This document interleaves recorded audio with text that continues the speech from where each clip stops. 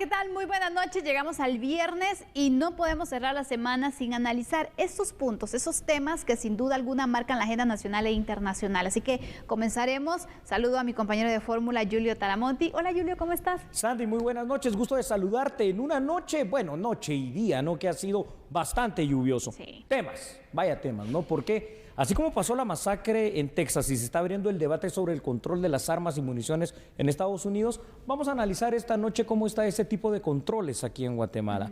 Pero también vamos a analizar el tema de que se pretende renovar por parte del Estado de Guatemala el seguro contra riesgos y desastres. A veces ni siquiera se sabe que esto existe. No. Y bueno, pues por supuesto, ¿por qué no se logra tener el control de las cárceles? Y si no controlamos las cárceles, jamás controlaremos la criminalidad.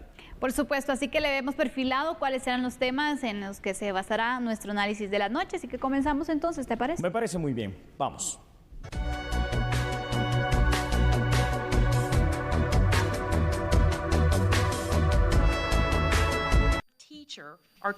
Al expresar horror por la masacre de niños a manos de un adolescente que compró armas semiautomáticas en Uvalde, Texas, legisladores de California anunciaron que acelerarán la aprobación de varios proyectos de ley para proteger a las personas de la violencia armada. El gobernador Gavin Newsom quiere que las medidas sirvan de modelo para el resto del país. California lidera esta conversación nacional. Cuando California actúa, otros estados siguen sus pasos. Newsom enfatizó que California tiene más leyes y restricciones de armas de fuego que casi cualquier otro estado, entre los que se exigen periodos de espera y comprobación de antecedentes para su compra y se limitan las armas de asalto. Según el Instituto de Políticas Públicas de California, la tasa de homicidios en el estado causado por tiroteos masivos es inferior al promedio nacional. La tasa de homicidios con armas de fuego en California bajó un 55% entre 1993 y 2017 debido a nuestras leyes sobre el manejo seguro de armas. Sabemos que estas políticas funcionan y salvan vidas. Las iniciativas de ley agilizarse incluyen una que restringe la publicidad de armas de fuego a menores y otra que permitirá a los ciudadanos particulares demandar a los fabricantes y vendedores de armas de fuego. En una serie de tweets, el asambleísta republicano James Gallagher señaló que leyes contra el control de armas no han impedido tiroteos masivos en California, como el perpetrado en la iglesia en Laguna Woods este mes. El gobernador respondió que se trata de limitar el acceso a armas para evitar tragedias y firmará el mayor número posible de proyectos de ley para finales de junio. Verónica Villafañe, Voz de América, Los Ángeles. Bueno, definitivamente, Sandy, televidentes, Estados Unidos tiene que abrir este debate de una manera urgente, porque es que estas masacres que pasan en las escuelas, esto se ha vuelto ya un tema recurrente. Recordemos lo que hizo el hombre este de 18 años, matando a 19 niños y algunos adultos también hace 2 o 3 días atrás. Pero en Guatemala parece ser que este tema está más controlado. Claro, hay una institución, la DIGECAM, claro, hay una ley, ¿no? La ley de armas y municiones. En Estados Unidos cualquiera puede comprar armas. Aquí supuestamente tenemos esas restricciones, pero ¿y las armas que entran de contrabando? ¿Y las armas que están en control precisamente de los estratos del crimen organizado como las maras? ¿De dónde salen? Ese es el punto, Julio, que la ley sabemos y el papel aguanta con todo, ¿no? Así es. Pero la práctica, ¿cómo es? Porque vemos entonces la cantidad de armas que circulan y que no necesariamente tienen que estar registradas. De hecho, así es. Entonces, aquí también el tráfico de armas se da en nuestro país y lo vemos con las diversas estructuras criminales. Con, por ejemplo, los menores que disparan contra alguien por temas de extorsión, por ejemplo, claro, o por otras situaciones. Vemos entonces que una persona que no debería de tener un arma de fuego también tiene acceso. Hemos visto a menores de 10, de 12 años ya disparando, ya utilizando un arma de fuego que no necesariamente, repito, tiene que estar registrada, pero vemos que sí existe facilidad para tener un arma de fuego. Claro que sí, nos asustamos, ¿no?, con esto de la masacre ocurrida en Estados Unidos, porque es una cuestión además recurrente, por supuesto, pero queremos ver la paja en el ojo de otro y no vemos la viga que tenemos aquí nosotros. Ya tú lo has dicho, en la estructura de los sicarios de las maras, cada vez son jóvenes, más jóvenes, aquellos que se dedican precisamente al tema del sicariato, de 15 años, de 13 años o hasta menos en ocasiones. Y aparte de ello, aquí hay que ver una situación, ¿no? Porque la ley de armas y municiones dice una cuestión, que se puede tener una licencia y que por cada licencia van a poder registrarse 3 armas. Hasta ahí parece que en el derecho constitucional que todos tenemos de portar armas defensivas, entonces habría un límite, ¿no?, de hasta 3 armas por persona. Pero se le encontró la vuelta y una resolución que casi nadie conoce de la Corte de Constitucionalidad que data del 2018, que es cierto, limita a que cada licencia como tal puedan registrarse 3 armas, pero no te limita el número de licencias, o sea, puedes tener un arsenal, inclusive de manera legal. Julio, ¿tú crees que es oportuno hacer una revisión sobre la ley de armas y municiones del país y poder actualizarla? Porque ¿hace cuánto fue que se crea también, no? Sí, es correcto. Yo creo que sí es necesario hacerlo. ¿Y esto por qué? Porque obviamente, hablemos lo que es. A ver, yo sería el primero, y de hecho lo soy, en defender el derecho, es un derecho constitucional que tenemos, repito, de portar armas defensivas. Pero vamos a la realidad, Sandy. Aquí la mayor cantidad de muertes se da precisamente por armas de fuego. Aquí generalmente esas armas defensivas se están utilizando, así sea por los estratos criminales, no como eso para defenderse, sino como armas de ataque, como armas que están involucradas en medio de una guerra que la sociedad guatemalteca de bien tiene en contra de las amenazas transnacionales, el narcotráfico, las maras, los tratantes de personas, los contrabandistas de armas. Vaya si no están plenamente armados, plenamente capacitados para venir y dotar en el mercado negro precisamente a estos estratos del crimen organizado que puedan poseer armas que de otra manera no podrían ellos regular porque la ley no lo permite. O sea que hay una ley que lo tutela, pero también hay formas de hacer esa trampa y de tener cualquier tipo de arma en Guatemala. Por eso es importante también que se pueda hacer el análisis y hacer entonces la modificación para ir fortaleciendo, porque las leyes tienen que irse actualizando también. Sabemos que las realidades van cambiando, incluso el fenómeno criminal también tiene, ¿no?, su evolución, y se tiene que ir entonces leyes como estas, ir actualizando a ese ritmo también, porque si no se va quedando atrás y después lo que hace es el crimen organizado fortalecerse, aprovechar las debilidades que se tienen en la legislación. Y de esta forma entonces después se convierte en algo complicadísimo de poder erradicar y de poder combatir. No, y antes de invitarlos a todos ustedes a que veamos unos datos, voy a decir algo, Sandy. A ver, el narcotráfico, la trata de personas, pero el tercer negocio ilegal, porque es ilegal, que más dinero produce en el mundo es el tráfico de armas. Entonces es una realidad en Guatemala y en el mundo. ¿Te parece si vemos datos? Claro. Vamos entonces con el apoyo ahí de nuestra producción en A la Medida. A ver, y analizar de mejor manera este tema precisamente. Y es que pasa una situación. El artículo 38 de la Constitución permite a los guatemaltecos la posibilidad de la tenencia y de la aportación de todo tipo de arma, pero que sea de manera defensiva. De conformidad a los datos estadísticos del Sistema Nacional de Seguridad, Sandy, aquí hay una cuestión que es dramática, ¿no? La causa de muerte más frecuente hoy por hoy en Guatemala son las heridas causadas por las armas de fuego. Entonces, existe el mito, y este es un mito, por favor, es un mito en seguridad, que mientras más armas defensivas se tengan, la sociedad va a ser más segura. La realidad es que la estadística evidencia que mientras más armas de fuego hay, son principalmente gracias a herramientas de ataque y no herramientas de defensa como deberían de ser. En Guatemala, viendo otros datos, Andy, la tenencia y importación de armas de fuego es un derecho y está regulado por la Ley de Control de Armas y Regulación de Armas y Municiones. Aunque la ley originalmente decía que una persona puede tener una licencia y registrar hasta 3 armas, en la realidad esto es distinto. Según una resolución y un amparo que interpusieron los armeros ante la Corte de Constitucionalidad, ya de hace varios años no existe una limitación para el número de licencias y por ende tampoco para el número de armas. Entonces, con relación a la compra de municiones, existe un límite de 250 unidades de munición mensual por cada arma que esté registrada y que tenga licencia de portación, y 200 unidades de municiones por cada arma que solo tenga la tenencia. Es decir, ya, fuera del tiro de práctica, ¿qué vas a hacer con 250 municiones por cada una de las armas? Si tienes 3 armas registradas en tu licencia, suponiendo que solo tienes una, tienes 750 municiones a tu disposición.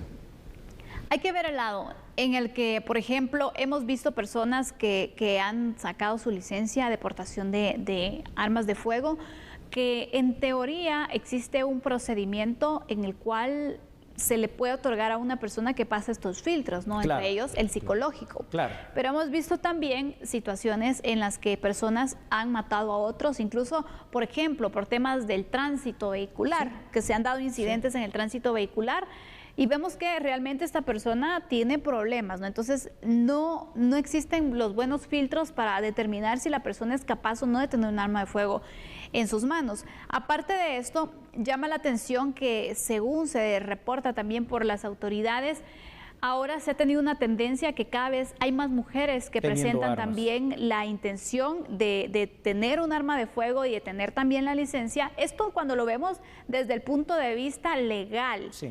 Pero también toda esta parte oscura, la ilegalidad que se sigue dando, donde no les importa sacar una licencia de portación o de tenencia, sino que las armas, mientras tengas el dinero y lo puedas pagar, aquí está tu arma de fuego. Y hasta de calibres, ¿no? Exactamente, de lo que tú quieras, ahí viene la parte dramática, ¿no? Porque entonces, así como en Estados Unidos, es muy fácil tener no solo un arma, varias armas, y parten a veces de precios nuevas que son irrisorios, desde los $200, dependiendo el tipo de arma y de calibre, y pueden ser más caras también, obviamente.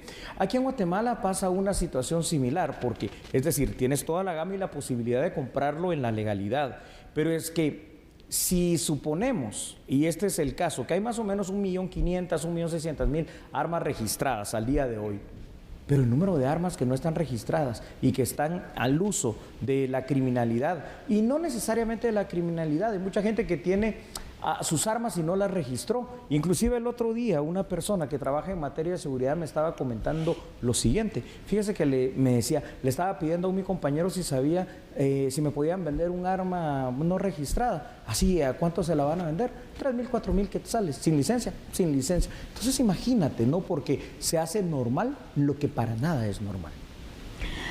Sí, Julio, la verdad es de que es necesario que se pueda replantear de verdad de qué manera se puede tener un mayor control en el tema de armas en nuestro país para evitar situaciones de violencia complicadas. De hecho, la violencia ya en nuestro país está muy difícil y por lo tanto también es importante poder establecer una mesa de diálogo, una mesa técnica donde se puede establecer qué cambios se pueden hacer a esta ley, si es necesario entonces un cambio de la ley o las acciones que se están implementando no son suficientes para de esta forma prevenir situaciones y masacres como las que ocurren en Estados Unidos. Tienes la razón, Sandy. Como conclusión, ¿cómo le decimos también a un guatemalteco de bien que quiere comprar en su derecho constitucional de tener un arma defensiva, no lo haga? Cuando los índices de violencia son cada vez más altos y cuando los delitos en contra de la vida también se elevan.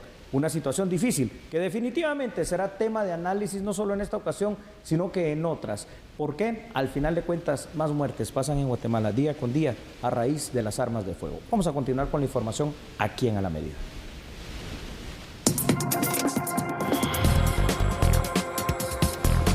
La Organización Internacional del Trabajo dio a conocer su análisis y recomendaciones técnicas para la Comisión Nacional del Salario con el fin de que puedan considerarse al momento de establecer el próximo salario mínimo.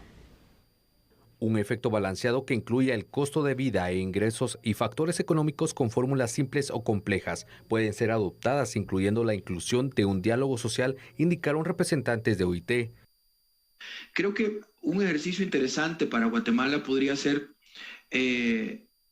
agarrar 3 o 4 ejemplos de fórmulas distintas, aplicadas, por ejemplo, esta de Brasil, de Francia, de Costa Rica, y hacer el ejercicio de aplicación en Guatemala para ver, uno, si es factible hacerlo por la información disponible y qué resultado da. Y luego poder hacer un ejercicio de combinación de otros factores para ver qué resultado puede dar. Y esto no es solamente importante para evaluar, digamos, para algunos sectores donde se da mayor incremento o menos, sino también para ver qué tan replicable con base a la información oficial disponible es, qué tan comprensible es el resultado. Al respecto, autoridades de la cartera de trabajo detallaron que la información servirá a los miembros de la comisión para evaluar el aumento para la base de los salarios de las circunscripciones de Guatemala y el interior de la República.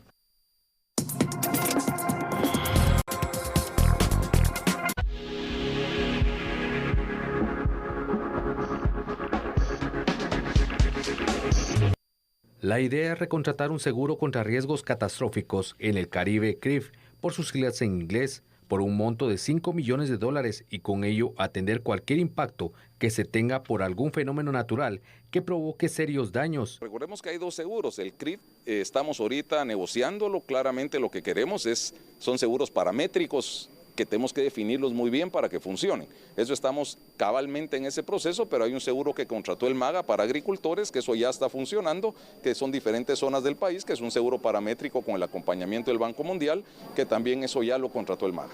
Son este del CRIT va a ser de $5 millones. Lo tenemos que hacer ya con el objeto de no perder la continuidad, si no después es más trabajo. La idea es no esperar a que se venza, sino de una vez renovar.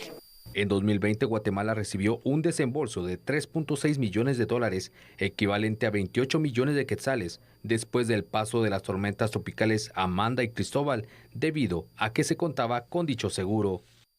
Bueno, yo creo que este tema no amerita mayor discusión y análisis, más que saber, Sandy, en cuánto tiempo vamos a ser capaces ya de poder hacer esa renovación del seguro. ¿Por qué? A ver, esta semana ha sido una semana intensa de lluvias. Las lluvias y esta temporada de invierno, llamémosle así, en Guatemala siempre trae riesgos y siempre trae desastres. Tenemos que estar preparados. El tener un seguro que protege en general al país para poder pensar en un tema como la reconstrucción, de ser necesario, o la renovación de activos que se pierden precisamente por los desastres naturales, no es una opción. Simple y sencillamente para nosotros es una necesidad.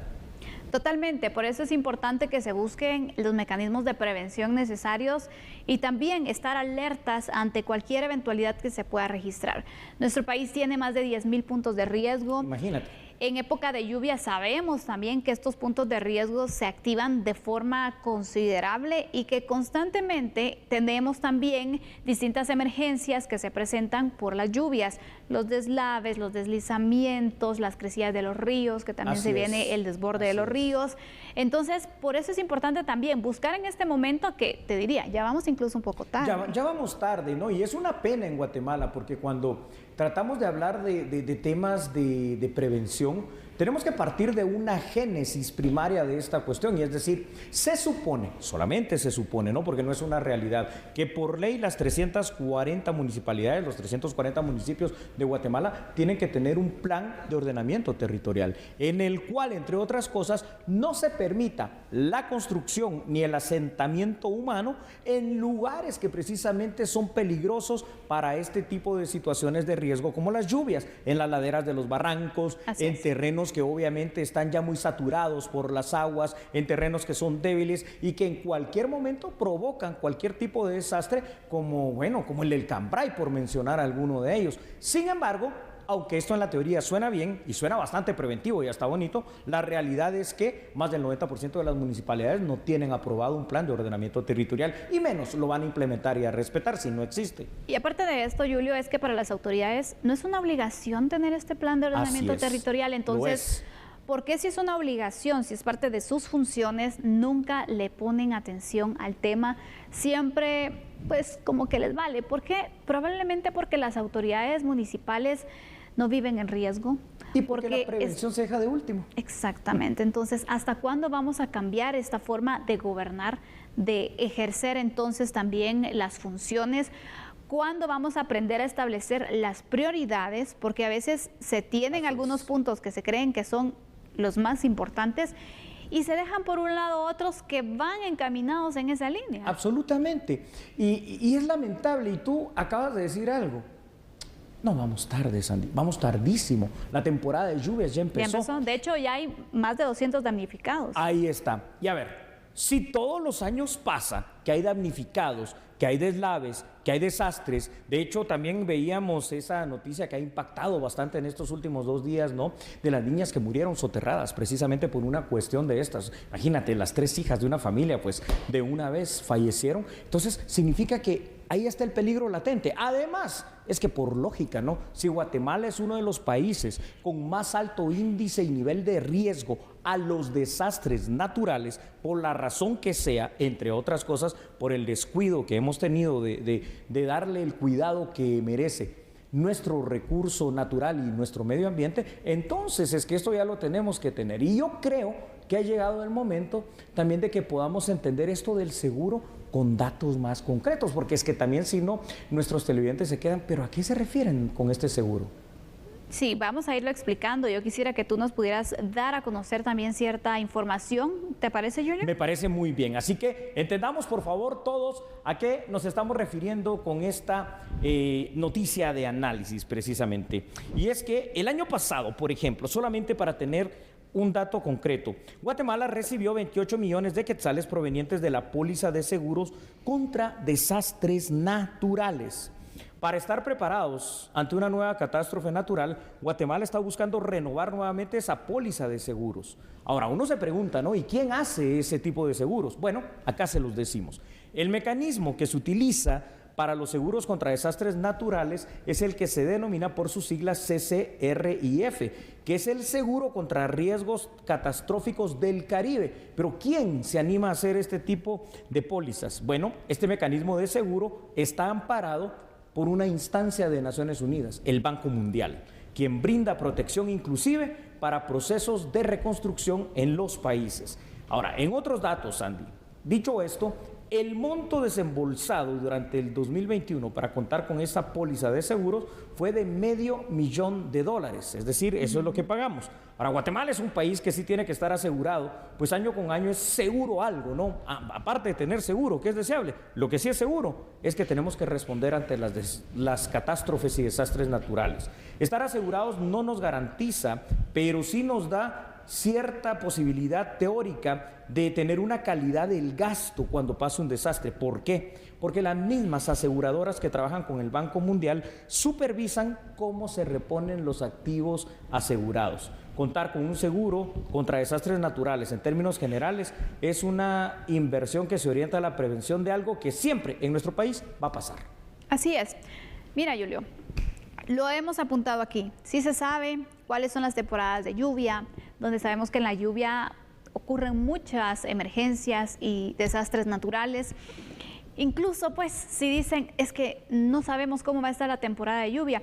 Existe una institución que es el INSIBUME, que se encarga de hacer los monitoreos constantemente, diariamente, de la situación y que emite sus alertas, sus boletines y dice, bueno, ¿cómo va a estar la situación? De hecho, ellos pronostican y en el informe que hacen indican, esta época de lluvia va a estar predominando el fenómeno del niño o de la niña. Si no saben qué significa, bueno, que les expliquen que el fenómeno de la niña es porque las lluvias van a ser aún más intensas, las precipitaciones que vayan a tener. Cuando es el fenómeno del niño es porque las lluvias van a ser menos, exactamente, pero se van a tener. Entonces, de verdad, si no comprenden esto, una capacitación ahí yo creo que les podría funcionar para poder de esta forma planificar. Definitivamente, y es que esto se sabe no de ahora, es decir, esto es previsible por la situación del cambio climático. Los fenómenos de la niña y el niño vienen derivados de eso precisamente. Exacto. El año 2022 está marcado por el fenómeno de la niña, que es muy engañoso, ¿no? Porque unas pocas lluvias al principio, luego un periodo, digamos, de no lluvias, pero ahora se están desatando de una manera tal que inclusive ese centro meteorológico que funciona en Estados Unidos y que da la alerta de los huracanes y las tormentas y todo eso, ya está previendo la primera, ¿no? Que se va eventualmente, si se forma y se fortalece, se va a llamar Ágata. Entonces, ya tenemos que estar listos. Exactamente. ¿Y cuál es el plan de respuesta de prevención que también se tiene sobre esta situación? La verdad que no lo sabemos. Bueno. No sé si se tiene, pero no se da a conocer. Quisiera pensar de verdad, pero... Yo te digo algo, ¿no? Es decir, digamos... El Sistema Nacional de Seguridad, que sabemos que el cuarto de los ejes es la prevención de riesgos y desastres, sí ha hecho, ¿no? Y supuestamente ha actualizado una política nacional de seguridad. En teoría se tiene. Ahora, la práctica, en teoría, ¿no? Porque lo hemos dicho aquí, lo hemos analizado. Bonito se ve escrito, ¿no? En un documento. La cuestión es, ¿por qué entonces cuando vienen los desastres, aunque se tengan albergues, aunque se tenga comida, aunque se tenga esto y lo otro, parece ser que siempre vamos tarde, parece ser que siempre vamos atrás, parece ser que siempre nos gana la naturaleza a la cual no somos capaces de entender en su justa dimensión aquí en Guatemala, sabiendo que siempre en esta temporada va a haber este tipo de peligros? Autoridades, infórmense, busquen de verdad ayuda, asesórense, cambien las cosas, porque es su obligación, no es un favor que se le está haciendo a la población, es la obligación de estar dirigiendo el cargo en el que se encuentran. Para este fin de semana, ¿qué dice el pronóstico del INSIBUME? fuertes lluvias que se va a tener, donde el especial enfoque y el riesgo que se puede tener en estas lluvias del fin de semana es para el sur del país. Autoridades del sur del país, ¿están preparados? Vamos cerrando ese tema.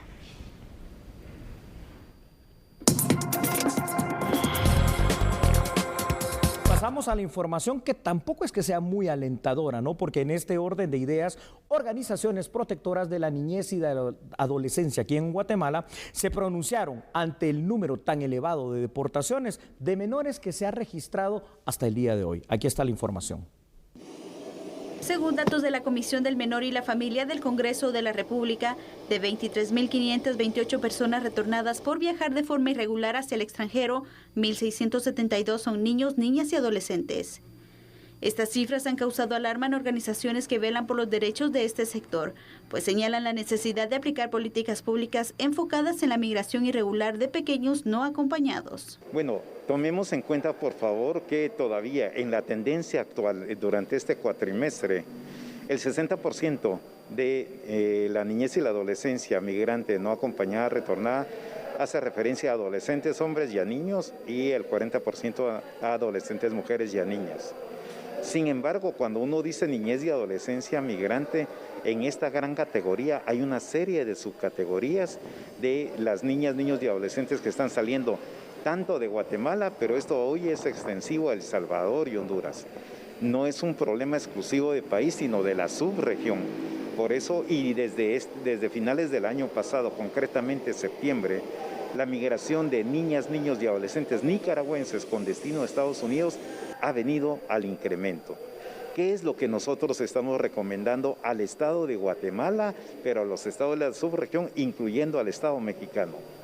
De generar, de diseñar estrategias comunes para la subregión para provocar intervenciones diferenciadas país por país de acuerdo al contexto de cada uno de estos. Algunas de las organizaciones realizarán una verificación en albergues ubicados en puntos fronterizos con México para conocer la situación en la que se encuentran los niños y adolescentes al ser interceptados. Uno, ¿en qué condiciones se encuentran luego de ser interceptados, asegurados, luego llevados a los albergues previo al retorno al país de origen o de tránsito? Dos, si en los albergues, tanto de Guatemala como de México, se aplican y se respetan y se observan los protocolos de atención integral y de protección de los derechos de las niñas, niños y adolescentes. Conocer de alguna manera, en lo posible, cuál es la formación, la preparación de los equipos técnicos que trabajan para las instituciones públicas guatemaltecas y mexicanas. Esta verificación será realizada junto a la Comisión del Menor y la Familia del Congreso, quienes prevén realizar una política de migración a raíz de los resultados.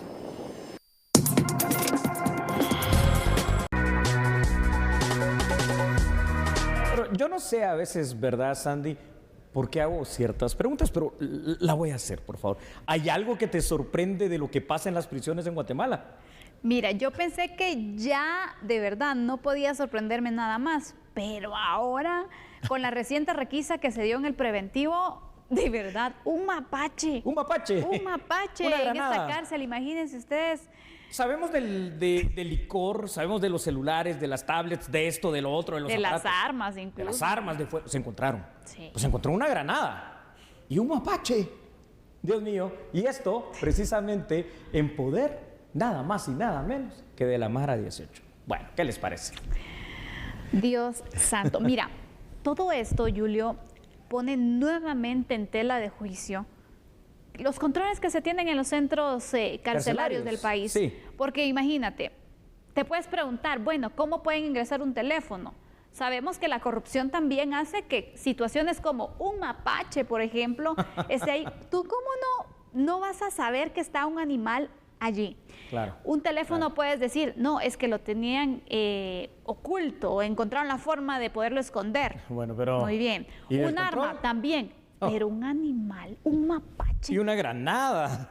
Y una granada. ¿Cómo ingresa esa granada? Pero y eso es lo que se encontró, ¿no? Porque hay cosas que no se encontraron. Exactamente. No sabemos qué más se puede encontrar. Mira, es que yo no sé si les estaban poniendo un zoológico ahí para que se recrearan o qué, pero ¿cómo es posible? Y yo lo que no entiendo, Julio, es Dime, Sandy, ¿cuál es el fin de las requisas? Es decir, ¿solo sacar los objetos ilícitos y ya?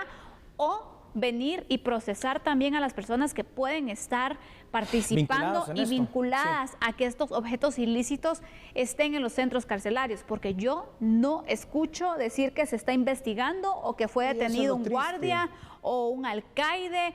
¿Qué se hace realmente? Lo único es demostrar y ver lo frágil que es la seguridad en las cárceles. Claro, claro, porque, a ver, estas requisas, estos resultados risibles, ridículos, pero preocupantes que hoy estamos analizando, solo nos vienen a confirmar una cosa, es decir, el colapso total de lo que es el mal llamado sistema penitenciario. Que los privados de libertad tienen responsabilidad, en este caso el barrio 18, la Mara 18, como los vemos allí, de tener esto, indudable, ¿no? Ellos son los que pagan o amenazan para que esto entre.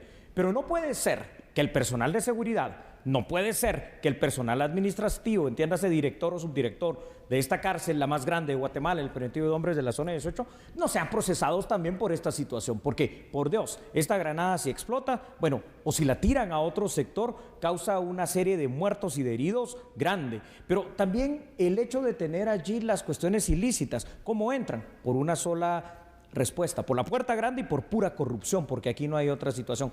¿Hasta cuándo? ¿Hasta cuándo se va a poner ese orden? Pregunto, ¿qué pasó con ese portal de ingresos que tiene el preventivo de hombres de la zona 18? ¿No es un portal de ingresos supuestamente para mayor control? ¿O ya no? ¿O esto pesa más que cualquier otro control? La corrupción, seguramente esa es la respuesta. Sí, porque prácticamente quedó de adorno, ¿no? Qué bonito se mira, ¿no? Ese control. Pero no cumple la función. El punto aquí es, Julio, ¿quién tiene que poner orden? El Estado de Guatemala. ¿Y por qué no se hace? Sandy, yo creo que aquí hay dos cuestiones. Sí, entender, número uno, que si no controlamos las cárceles, el sistema penitenciario, nunca vamos a tener seguridad. No. ¿Y por qué no se hace? Aquí las respuestas son multifacéticas. Número uno, la falta de voluntad política para hacer la reforma penitenciaria. Hay que hacerla. Y la falta de voluntad que también se transmite y se traslada no solo en la planificación de esto, sino que en dotar de recursos. A ver, guatemaltecos, entendamos algo. La construcción de una cárcel, por ejemplo, de super máxima seguridad, no es un gasto. O sea, sí se gasta dinero, yo no digo que no. Esa es una inversión para nosotros en materia de seguridad. Porque hasta que no controlemos a los privados de libertad que están delinquiendo desde las cárceles, la situación no solo va a seguir igual, va a seguir empeorando. ¿Por qué? Porque de las cárceles no se van simple y sencillamente porque no quieren, terminan siendo hasta muy decentes en eso muchos privados de libertad, Sandy, porque tienen toda la capacidad operativa para poder salir allí a través de un motín, a través de una fuga masiva hoy por hoy, pero muchos de ellos están más seguros en la cárcel. Exacto. Están allí porque afuera también tienen riesgo, ¿no? De que los puedan matar, de diferentes situaciones. Y si pueden manejar entonces su estructura criminal desde adentro, mejor, ¿no? Y con alimentación incluida. Un dato ahorita que dices alimentación incluida. Cuando uno busca las estadísticas, ¿no? Porque hay estadísticas de todo, que se conozcan o que no se quieran dar a conocer es otra cosa. El lugar en Guatemala donde diariamente se pide más comida a domicilio termina siendo el preventivo de hombres de la zona 18. Y uno se pregunta, ¿y cómo? Vamos con datos mejor. Con corrupción, ¿no? Por supuesto, ahí está la pregunta. La alta corrupción del personal administrativo y del personal de seguridad. No todos, pero la mayoría en el sistema penitenciario. Hay que decirlo así, de claro, porque así es. ¿Te parece si vamos con datos, no? Para sustentar este tema de análisis y ver realmente la terrible situación que hoy le estamos indicando. A ver, Sandy, el sistema penitenciario es sin lugar a dudas el eslabón más débil que une, en teoría une, ¿no? El sistema de justicia con el sistema de seguridad. Vaya forma de unir los sistemas. Tradicionalmente, el sistema penitenciario ha padecido de una corrupción a todo nivel desde sus bases. Las prisiones que funcionan en Guatemala datan casi todas de la década de los años 60 y 70 del siglo XX, por lo cual ya son obsoletas, anacrónicas, inseguras, inservibles. Además, se ha permitido que el control interno en las cárceles sea manejado hacia buen antojo por los propios privados de libertad. Vamos a otros datos. Cualquier tipo de control que medianamente se ha intentado implementar no funciona, y no funciona por la corrupción del personal administrativo y del personal de seguridad, porque las cosas entran por la puerta. Es necesario hacer una reforma integral del sistema penitenciario. Si esto que está allá no sirve, pues hay que adoptar otro modelo. A esto hay que añadir, Sandy, que dichas cárceles deben de contar con la tecnología de punta para el control y estar dotadas de bartolinas individuales para controlar a los más peligrosos. Por aparte, se debe formar a un nuevo personal administrativo y de seguridad del sistema penitenciario, o de lo contrario, la reforma, si es que un día se hace, de nada va a servir. No, totalmente no sirven de nada, porque, Dios mío, ¿cuándo se va a entender la necesidad, es decir, la urgencia que se tiene de fortalecer el sistema carcelario? El sistema penitenciario tiene que tener un cambio, porque una tras otra se queda en evidencia y se queda como burla también la forma, son una burla, el control que se tiene en las cárceles, porque lo que sí tenemos claro es que el control no lo tienen las autoridades. De hace mucho tiempo no lo tienen las autoridades. Lo tienen los reos. Así es. Y qué triste, ¿no? Exacto, qué triste, porque uno se pregunta entonces, ¿para qué tanto esfuerzo movilizas 400, 500 mil policías para hacer una requisa a esta escala? Y resulta que lo que hoy se decomisa, que no se decomisa todo también, porque hay caletas bien guardadas dentro de las cárceles, entonces ya el día de mañana se va a reponer, y con creces, ¿no? Si hoy encontraron un mapache, bueno, no sé qué más van a encontrar, un hipopótamo, un elefante, no sé, si ahí puede entrar cualquier cosa a través de la harta corrupción. Me animo a pensar en algo, y ojo con lo que voy a decir. Para hacer una verdadera reforma penitenciaria en Guatemala, con los niveles de corrupción que hay en las cárceles, creo que además de construirlas con esa arquitectura penitenciaria de supermáxima seguridad, se necesitaría que en principio, antes de ponerlo y darlo al personal nacional administrativo de seguridad, quizás se licitase si fuera personal extranjero que tiene experiencia en Europa, en Estados Unidos, en Canadá, en otros países, para controlar verdaderamente una cárcel, porque de lo contrario, no creo que podamos poner ese control, Sandy. No, y se ha quedado demostrado que realmente no importa la persona que esté dirigiendo, los resultados son los mismos, ¿no? Sí. El hecho de que constantemente se encuentren ilícitos con estas requisas, está bien que sean las requisas, pero es que también no es nada nuevo. Sabemos que cada vez que hay una requisa, todas las veces se van a encontrar ilícitos. Yo no he escuchado de verdad un operativo como estos limpia, que digan, no encontramos ningún ilícito. De verdad, se encuentra cada cosa, armas blancas, armas de fuego, dinero, drogas, la granada, este mapache. Es que el mapache es lo genial de la burla de esto, ¿no?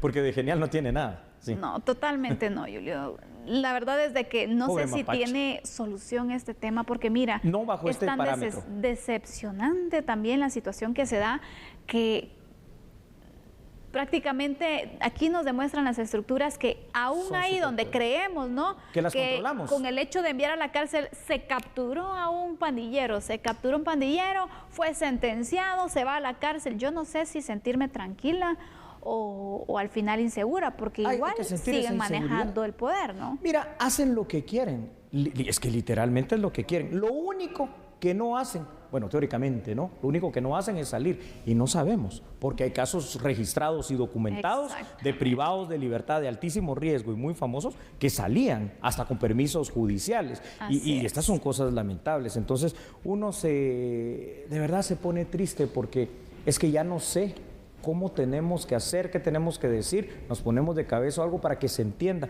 que la seguridad es la primera de las necesidades en este país, pero que ese eslabón tan débil de la seguridad se empieza por controlar las cárceles, y no vemos ninguna acción para ello. Es preocupante y nos da envidia de la buena en materia de seguridad, cuando vemos que en estos prácticamente 60 días que han tenido un control muy estricto contra las maras en El Salvador, decían que tenían 5,000 mareros. Bueno, ya han capturado más de 30,000 y los tienen en las cárceles y los tienen controlados. Pero aquí, si eso pasare, no sé qué sería, ¿no? O sea, tal vez sería el boom, la explosión de la cárcel para que todos se vayan, porque no podemos controlar ni siquiera los que están. Que por cierto, esos 26,000, 27,000 que hay ahora, ya es una bomba de tiempo, porque las cárceles están diseñadas en Guatemala para 7,000 presos. Está el hacinamiento en niveles de verdad insuperables ya. No hay ni siquiera proyectos de creaciones de nuevas cárceles, porque mira, Julio, también ha pasado algo. Se tenía, tú recordarás, y ya para ir concluyendo con este tema, dime, te recordarás del proyecto que se tenía de construcción de una cárcel en Villanueva. Así es. ¿Pero qué pasó? Ahí está. ¿Pero por qué? Porque también no se tomó en cuenta a la población. No se hicieron las consultas, no se hicieron los análisis. Bueno, si aquí nos encantan los análisis en el país, también los informes y todo, ¿por qué no se hizo sobre este tema? ¿Por qué no se tomó en cuenta también los efectos que podría tener, ahí está paralizado el proyecto. Y tampoco algo, ¿no? Y ya vamos a concluir con este tema. No construir en el complejo penitenciario de Fraijanes, porque esa finca, Las Camelias, no le pertenece al Estado de Guatemala. Fue cedida por un expresidente de hace ya algunos años atrás hacia una cooperativa campesina. Se mantiene por resoluciones y amparos que la CC le otorga al Estado de Guatemala. Pero si un día la CC dice ya no, dénselo a sus dueños reales, no sé qué haremos con esos 7,000, 10,000 privados de libertad que ahí están. Hay que sacarlos y no sé a dónde los llevamos. Así que esta es la situación del sistema carcelario de nuestro país. Una decepción total por donde lo veamos. ¿Cuándo va a cambiar la situación? Bueno, sigamos esperando, ¿no? Sí, esperemos, tal vez con fe, que esto cambie. ¿Te parece si regresamos en unos instantes? Así es, volvemos con otras noticias. Usted también espérenos. Ya volvemos. No cambie, somos a la medida.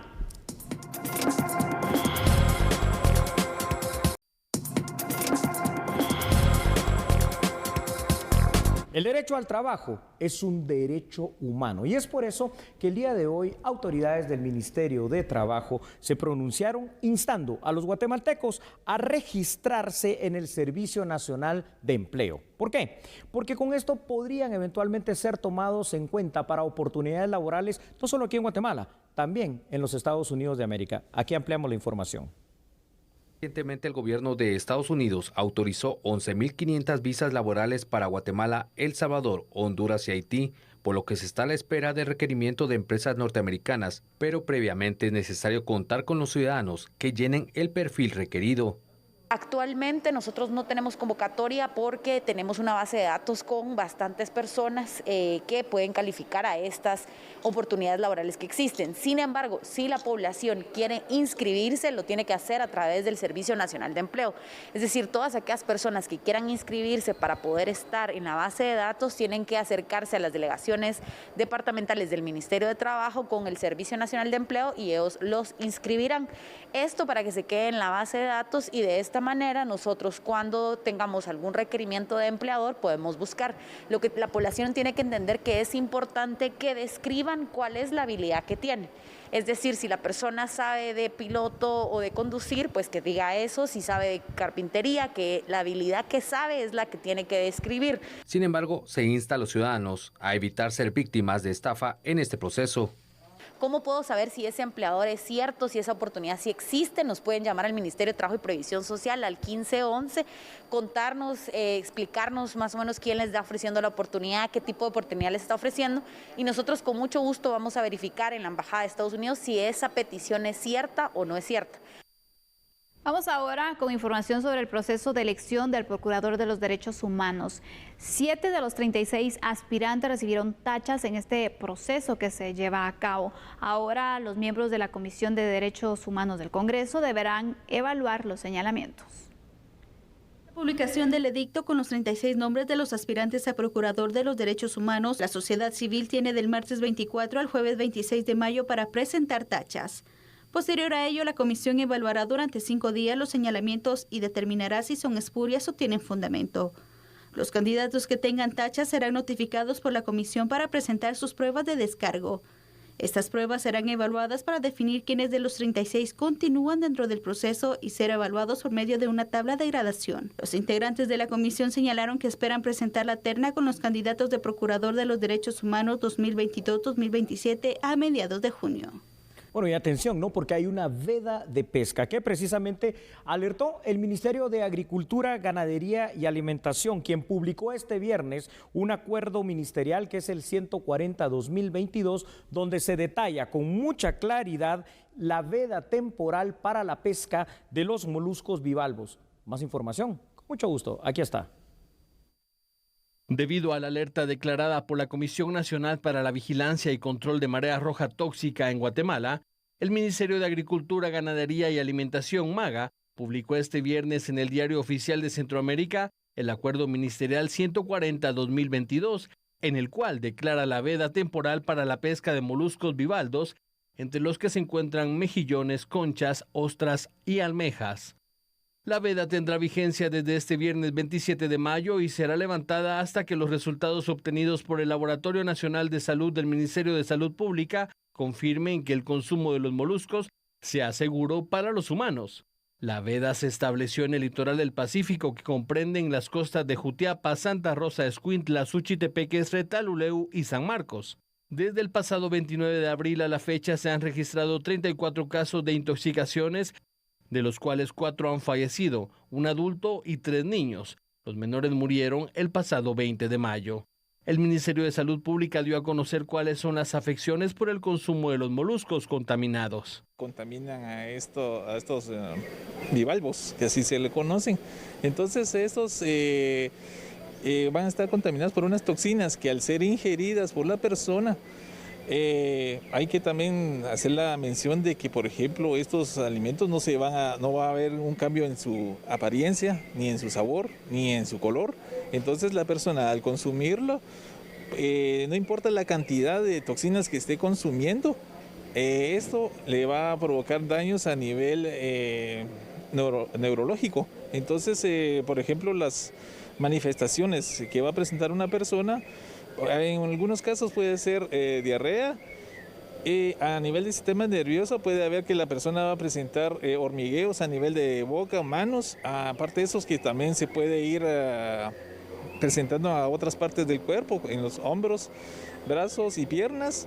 Diarrea, en algunos casos también la persona va a presentar también debilidad de cuerpo. Y es por eso importante de que también si no se llega a tiempo, puede también causar la muerte. A pesar de la marea roja, se puede seguir consumiendo pulpos, langostas, camarones, cangrejos y peces sin riesgo de intoxicación. Y mucha atención porque a partir de este viernes ha reducido el precio del pasaje en el transurbano. Producto de las reuniones entre empresarios y autoridades de la Superintendencia de Transporte Público, se acordó que el transurbano baje de 8 a 5 quetzales el precio del pasaje. Usuarios esperan que no se reporte un nuevo incremento al pasaje, debido a que en los últimos días pagaron de 8 a 10 quetzales. Muchos buses tienen ahorita ahí en el vidrio, están diciendo 5 quetzales el pasaje. Antes valía 8 y pues gracias a Dios le bajaron y hoy están cobrando 5 quetzales. Ya, entonces esperan que se quede ahí. Primeramente Dios que se quede en ese precio, porque ya 8 ya sale muy carito. ¿Les costaba a ustedes? Bastante. Ahorita sí, pues gracias a Dios está de 5, pues que siga así, ¿verdad? Vengo de la zona 18 y 8 quetzales han estado cobrando estas últimas semanas. ¿Y hoy? Hoy en la mañana sí cobraron 5 quetzales.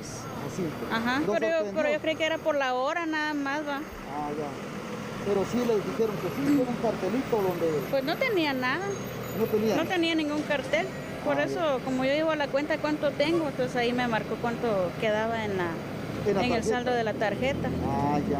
¿Esperan ustedes que se mantenga ahí? Pues ojalá que sean menos. ¿Les costó a ustedes pagar 8? Sí, porque como yo vengo a dejar a mi hija aquí a estudiar, imagínense, son 30 y... ¿qué? 2 pasajes. Sí, 2 pasajes temprano. Y de ahí me voy de regreso a mi casa otra vez. De ahí regreso otra vez a traerla. Son casi 50 quetzales diarios. Sí, fíjese que yo pues como yo ya uso la dorada no sabía, pero sí los comentarios de los compañeros que pagan, que tienen la tarjeta, ellos están pagando 8 y estaban muy molestos. Muy difícil para ustedes. Sí, bastante porque el salario que tenemos no da para pagar. No da para pagar los 8. Pues, ¿se espera que se mantengan 5 entonces? Pues tal vez sí podrían, porque ellos se fueron hasta 5 y por la pandemia dicen. ¿Y cuánto se podría pagar según usted? Unos 3 quetzales y todavía. En la mesa técnica, autoridades evaluaron el precio actual del diésel, factor que influyó en la baja. Autoridades municipales multaron con 5,000 quetzales a 360 buses por haber incrementado el pasaje sin autorización.